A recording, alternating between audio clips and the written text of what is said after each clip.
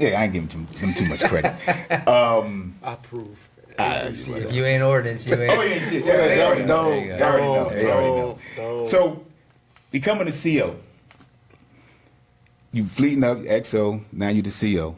What squadron? HS. HSM 77. HSM 77. And then 41, you go straight in as a CO. Go straight in as a CO, right. Up, yeah. What was that like? Like, cause you started out that JO. Probably got to the squadron, Lieutenant JG. Ain't qualified to do nothing. Yeah. You know, but you there, and now you like, well, I'm the CO of a squadron. You know, like, I did it. So, I mean, first of all, it's that day, right? And it's that's what I love about that process, right? Where even the surface community has adopted the aviation model of, you know, we're going to do the fleet up. Right. We're now an XO on a ship, although they do it a little different. Usually the XO will, let's say a DDG is doing the fleet up. The XO will actually leave for a little bit, go through some, you know, schooling. Okay. Just take a deep breath, you know, get a little time with the family, because that's obviously a hard job right. on the ship. Right. The new XO comes in, and then the old XO will report back, and then we'll take command of the ship.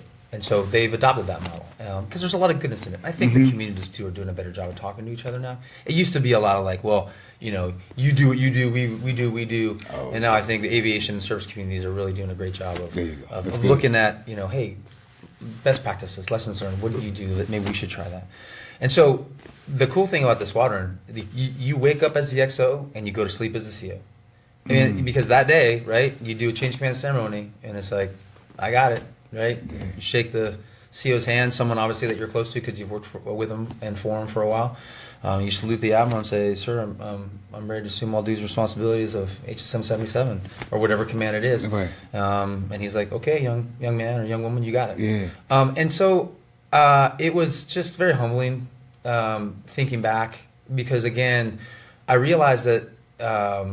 There's a book out there called Outliers. It's a great book. Malcolm Gladwell wrote it. And it just talks about how, yes, you have to be someone who has a certain drive to get to where you go in life, but there are so many factors that influence you and impact you. There are so many people that are part of your village that helped you get to where you're at. There's so many circumstances.